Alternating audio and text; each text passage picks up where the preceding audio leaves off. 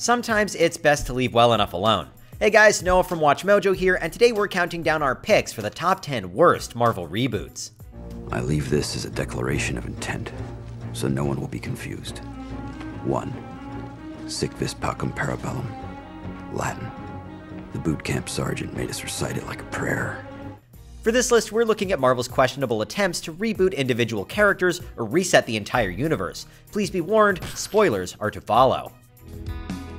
If you like what you're hearing, be sure to check out the full song at the link below. When the sun shines in your face, do you look like a liar? I'm shattered by your embrace.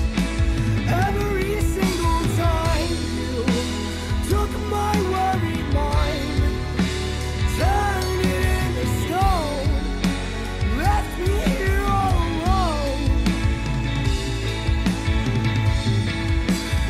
Well, I can see why you're blue.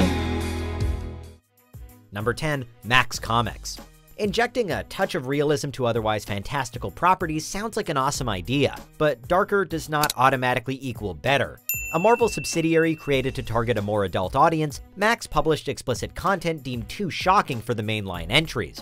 While series like The Punisher and Alias benefited from the bleaker tone, most comics tried way too hard to come across as edgy or raunchy, oftentimes prioritizing grotesque violence over character depth. Complete creative freedom seems ideal on paper, but some restraint can help a story bypass any excessive distractions.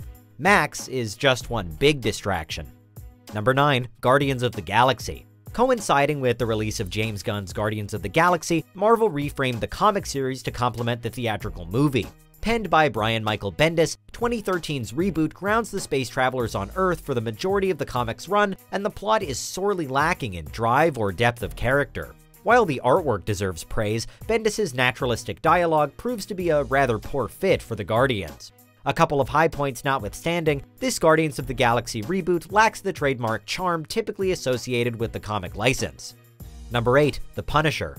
Franken Castle has been subjected to a lot of crap over the years, and that has nothing to do with the Vigilante's bloody heroics. The Punisher's concept is straightforward. Wife and kid are killed, Frank goes mad and launches a thriving career in murdering gangsters and villains. 1998's Purgatory converts one of Marvel's most mortal protagonists into an angel. Along with introducing bright neon guns to Frank's arsenal, Purgatory retcons the character's entire backstory while neutering the Punisher's personality, turning the ordinarily resolute antihero into a more conventional and dull force of good. Number 7, Clone Saga. The 90s were not a great time for Marvel. With sales in the toilet, the publisher opted to revisit a well-regarded SpiderMan storyline from the 70s. That man's an imposter! That man is the imposter! The Clone Saga introduces Ben Reilly's Scarlet Spider as the web crawler's artificial duplicate, with Marvel plotting to pull the rug out from under readers by implying that Peter Parker may not actually be the real deal. So what happened? The Clone Saga was a commercial success, and Marvel needed more of that. Lasting for around 2 years, the Clone Saga deteriorated into a series of contrivances, character-breaking moments, and twists seemingly devised only to stretch the event's length. Number 6, Wasp Becomes a Bug. During the Crossing event, Marvel randomly mutated the Wasp into a half-bug, half-Avenger monstrosity. Nobody cared, including the other in-universe characters. Mortally wounded following a fierce battle against a gone rogue Iron Man, Janet Van Dyne's death is temporarily postponed after Giant Man places the hero into a cocoon. Soon after, the Wasp is reborn with an extreme new look, capable of triggering secondhand embarrassment in anyone unfortunate enough to read this issue. No explanation is truly given for Janet's mutated appearance, and Marvel smartly decided to pretend this moment never happened. Probably for the best. Number 5, Erik Masterson replaces Thor. Do you want a foolproof way to improve an iconic comic book character? Have a dull architect with marital issues replace them for a year or two. Prior to launching a solo career as the ponytail-wearing Thunderstrike, Erik Masterson temporarily usurped Thor as Earth's hammer-wielding superhero. Replacing the title character in any comic is always going to be a risky move, but Marvel seemed to purposefully zap any potential charm out of Thor's successor. Masterson is impressively generic and forgettable. By the way, fans could not wait for the real God of Thunder to stage a comeback. Number 4, Teen Tony and The Crossing. The Crossing is such a notoriously terrible storyline, Wasp mutating into a giant bug is only a footnote. The event revolves around Tony Stark being outed as Kang's double agent and a murderer. Seeking to fight fire with fire, the Avengers travel through time to retrieve a teenage version of Tony, who proceeds to be beaten half to death by the older model. Once the crossing was finally put out of its misery, teen Tony temporarily picked up the mantle as Iron Man, but the younger character's personality highlighted Stark's obnoxiousness without any of the complexity that made the hero so fascinating to watch. Number 3. Franken Castle. Reading like a what-if scenario that somehow got taken seriously, Franken Castle delivers exactly what is promised on the tin.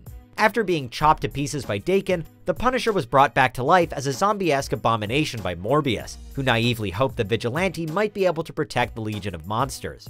Slapped with a pun-tastic name, Franken Castle wastes an absurd premise on run-of-the-mill storylines that see the Punisher quickly revert back to fighting regular criminals. Rather than wholeheartedly embracing the concept's horror potential, Franken Castle just came across as a silly and pointless diversion. Number 2. Heroes Reborn. Following the Clone Saga and The Crossing, Marvel's slump worsened to the point that the publisher filed for bankruptcy. Desperate for any sort of revival, Marvel killed off the Avengers and Fantastic Four before outsourcing the reboots to other companies. Set in an alternate reality created by Franklin Richards, each character received a modern makeover in an attempt to impress a younger audience. None of the characters survived this period unscathed, but Steve Rogers fared the worst.